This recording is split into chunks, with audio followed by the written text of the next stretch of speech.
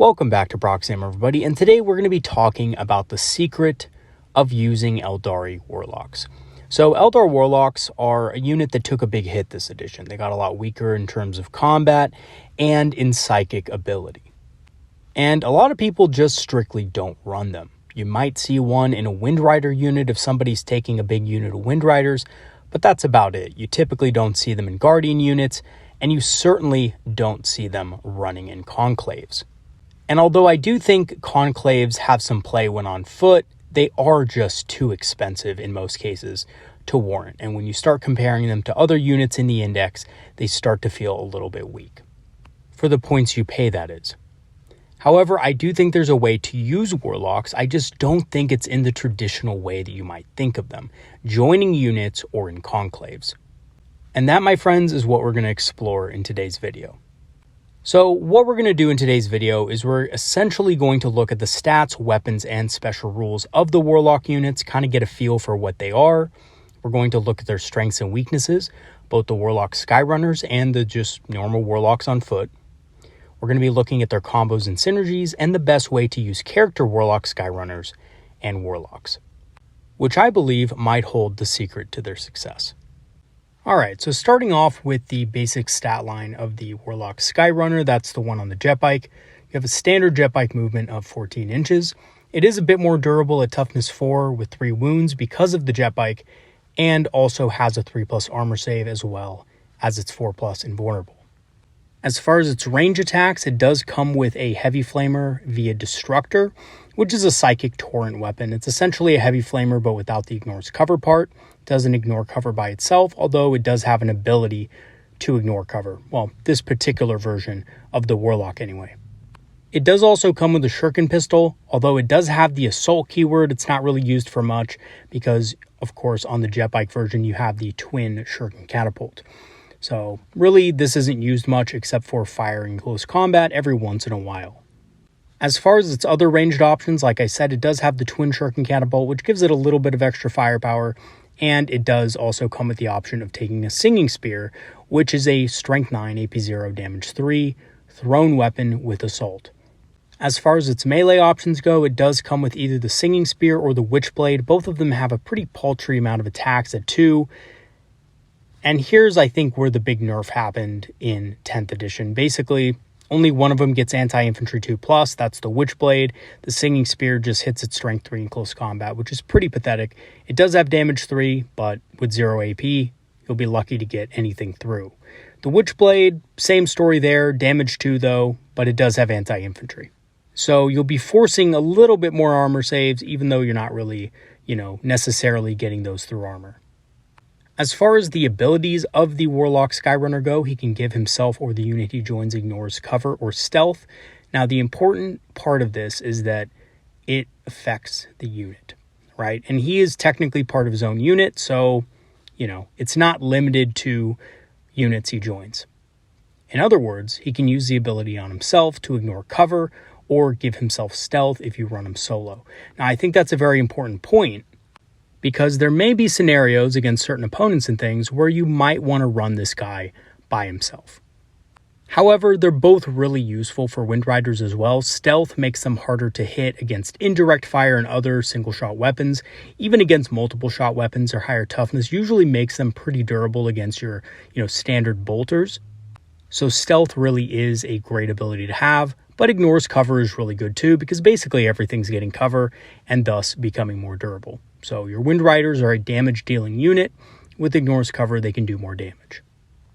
It is a leader model, but it can only join Windriders, and that's it. So you can't join it to any other unit. I have to say, though, with its abilities, it's definitely, better with the Windriders than it would be with anything else anyway.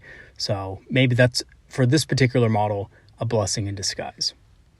As far as its war gear options, it does have the option to replace its Witchblade with a Singing Spear. This is really just personal preference. It doesn't really matter which one you take, as they're both a little bit lackluster. I prefer the Singing Spear personally, but others have told me that the Witchblades have worked better for them. As far as its points cost goes, it is 55 points, which is about average for a support character, and even though it is a little bit expensive for the durability, The ability itself that this Warlock SkyRunner has to either ignore cover for the unit or give it stealth is pretty powerful, and I think it is worth about 55 points. As far as its keywords, it does have mounted and fly, which can make it difficult to transverse ruins and buildings and things like that, but that's basically the same as all other jet bike models in our army. Okay, so moving on to the Warlock On Foot, it has an average movement of 7 inches, which, is the army standard. It is a bit tougher with 2 wounds and 4+ invul, but this makes it one of the weakest support characters in the game as far as its durability. So, this puts it even behind Imperial Guard officers and things like that, right, who have 3 wounds, which isn't a lot, but, 2 wounds is an important break point because it means that a single sniper shot will be able to eliminate the Warlock from the unit. As far as its ranged weapons go, it basically has the same thing that the SkyRunner version has without the twin-linked shuriken catapult. It has Destructor, which is essentially a heavy flamer without ignores cover, shuriken pistol, and singing spear. The shuriken pistol is for the assault keyword no matter what melee weapon you take, and it ensures that you can score secondaries easily.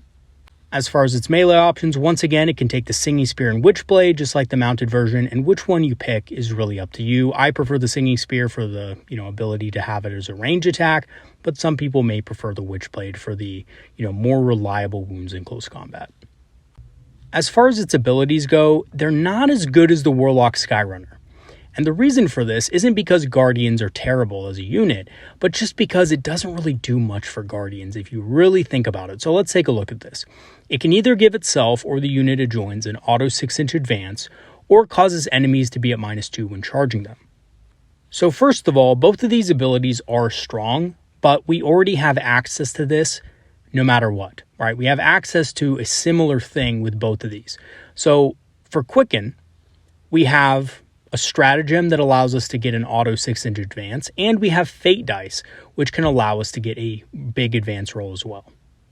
Now, I do realize that you may not want to use a 6 for a Fate Dice, but, at 45 points a model, which I'll talk about in a second, it's a hard sell to just take this thing for that ability alone. The -2 to charging is nice, but it's not something that you're going to use in conjunction, or be able to use in conjunction, with Quicken. So oftentimes what happens is you use this to get onto an objective, and that means that you can't be at -2 to charging. So even though initially it does look pretty powerful to be able to auto advance 6 inches onto an objective, and then, force enemies to be at -2 when charging them, or the unit that they're with, you can't use them both at the same time. So what ends up happening is, they're just not going to be able to use half the ability during the crucial turns. Also, like I said, the advance roll we can get elsewhere, and if you really don't want the unit to be charged, we have a little bit of something called Phantasm, which can be used instead. However, do keep in mind that both of these abilities are not just limited to the units that the Warlocks join, but also affect the Warlocks themselves if they choose to go solo. So as for the wargear options, just like the mounted version, you can take a Singing Spear. I personally don't think there's anything wrong with either of them. They're both kind of weak. I prefer the Singing Spear, though, because it gives me a bit of a chance to be able to punch up into bigger characters. And believe it or not, I have charged a Warlock into an enemy unit before. Use Epic Challenge and threaten tougher characters. Yes, you need 5s to wound with a Singing Spear against most characters in the game, but if you're able to hit twice and wound twice by some miraculous chance, that's going to make your opponent sweat a little bit. And typically, in my experience, that's when they roll bad. Again, doesn't have any bearing on reality there, but just in my experience, it's happened a few times, and that's why I'm a fan of the Singing Spear. All right, so what about its leader ability? So what units can the Warlock join? Well, basically only 2 units, Guardian Defenders and Storm Guardians. In my opinion, it works better with Storm Guardians due to the active use of the 6-inch advance, which we'll always want to use on the first turn, but it's decent with Guardian Defenders as well, just not as useful in my opinion. And I basically just think it comes down to this. Guardian Defenders, during the first couple turns of the game, turn 1, turn 2, are probably just going to be screening out enemy units in your backfield and also just, camping an objective. You're not going to really need to use the auto 6-inch advance, and the -2 to charges is rarely going to come up during turn 1 or turn 2. Unless you're facing a very fast assault-oriented army, and even then, what I've noticed is that the -2 to charges is not going to actually prevent a charge because they're going to be right on top of you turn 2. So it's really not going to be that useful in my opinion. But, of course it can join Guardian Defenders as well. Okay, so the points cost of the Warlock on Foot is 45 points, which is around average for a support character, but it's, again, a bit low on the durability side for a character. And especially at 45 points, there's a lot of models in the game that are, 50 points, 55 points, around that level, but they have more durability. Either they have more wounds or they have a better, toughness value or something like that. So as a character, the Warlock on Foot is very squishy and susceptible to precision and things like that, so you do have to watch out for those things. As far as its keywords go, it does have the infantry keyword, which makes it easy to move through ruins, unlike the Warlock SkyRunner, but of course it's less fast as a result. Alright, so what are the strengths and weaknesses of the Warlock SkyRunner? So the Warlock SkyRunner as a solo unit is great for scoring secondaries or screening because of its speed. It can boost the damage of a Wind Rider unit as well with Ignores Cover, and also can give them a bit of a durability buff via stealth. As far as its weaknesses go, it is kind of expensive. It does cost as much as Rangers, so you kind of want to, what would you rather have situations, a unit of Rangers that can score you a bunch of secondaries and screen and things like that, or a damage boost for your Wind Riders, or perhaps a unit that can score secondaries. It's really a toss-up there. I personally think Rangers are better in that particular role, but, your army may already have Rangers, in which case you probably want to go for this. If you are running some Wind Riders, that is. It is also fragile with no lone operative, so yeah, you can run it alone, but it's pretty fragile and it's going to die quickly. And of course, lastly, being mounted and with fly can make moving into some places a little bit awkward. As for the strengths and weaknesses of the Warlock on Foot, it's great at screening and scoring secondary objectives. It's actually the cheapest unit for that in our index. As an infantry unit, it can also easily move through terrain with Quicken. So, it can use Quicken on itself, rapidly move through terrain to get to different parts of the battlefield to score on secondaries. And it's very low profile and easy to hide, something a lot of people don't think about, but is absolutely true. It's a very small model, and thus, as a result, it can hide easily. As far as its weaknesses go, it is very fragile. It will die to a single indirect fire volley unless you're lucky, and it doesn't do a whole lot aside from being a nuisance and scoring on secondary objectives. So, being a Wounds 2 model means that it's probably going to be out of commission very quickly. So what are the different combos and synergies that Warlocks and Warlock SkyRunners offer? So first of all, they offer decent boosts to the units they can join, both Guardians and Wind Riders alike.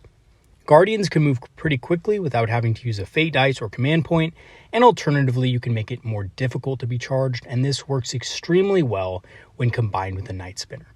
So currently, of course, pre-nerf, because we don't know what the nerfs are going to bring, but currently it does work nicely with a Night Spinner. Denying the enemy the ability to advance, -2 movement, and -2 to their charge range is pretty powerful as far as a control tool. The Warlock SkyRunner allows Wind Riders to hit significantly harder with Ignores Cover or be a bit more durable as well. Alright, so this is going to be a little bit controversial, I think, within the community and whoever watches this video, but I actually don't think that in most cases, running a Warlock with the unit they're supposed to join is the best way to use them in your games. And I actually think that the best way to run them is as just basically solo dolo characters who can run around the board, scoring secondaries, screening, and blocking narrow charge lanes. And essentially just being these super annoying, hard to pin down units that your opponent has to deal with at some point for the cost. So these guys are pretty cheap alone, 45 points and 55 points respectively, and they can zip around the battlefield pretty quickly. Whether getting an auto 6-inch advance every turn or just having higher base movement, they can move quickly to different parts of the battlefield and, basically muck things up or score on secondaries. And they both have a surprising amount of early game applications, including move blocking, denial, and assassination. So a couple of these things I want to go into because it's not readily apparent just looking at these how they can be good at assassination, right? Or denial for that matter. So let's start off with move blocking. So move blocking is an essential part of the game, but sometimes you just don't have units that are expendable enough to do so, especially in an Eldar army. Yeah, we have things like Rangers, but typically you're not going to want to use an 80-point unit like Shroudrunners or Windriders to move block in the early stages of the game. They're just simply too expensive. And while those units are expendable in comparison with other units in our army, typically those units have better things to do than just simply move block somebody turn 1, without at least doing something else, right? However, a Warlock SkyRunner or Aegis Warlock On Foot can do this very easily because they are single models that can block narrow charge lanes or movement lanes through ruins. So there's a lot of models in 10th edition that can't actually move well through ruins, including models with fly that aren't infantry. And while you can't necessarily block units with fly because they can just fly over your warlocks, you can block enemy vehicles and monsters from being able to go through certain movement lanes. And oftentimes this can prevent them from actually getting onto objectives or being able to get good firing lanes on your more valuable units. And I've had many opponents who are very upset that they can't move their vehicles through a certain charge lane early in the game. So Warlock SkyRunners, for example, can move 14 inches. They can also advance up to 20 inches. So that's usually enough to get them into a position where they can, muck up the enemy turn 1. And it's only 55 points. So just like having a unit of Rangers, you can basically block an enemy from getting to certain places of the board. And as an Eldar player, the longer you can keep your opponent off of middle objectives, the higher chances are of winning in the primary game.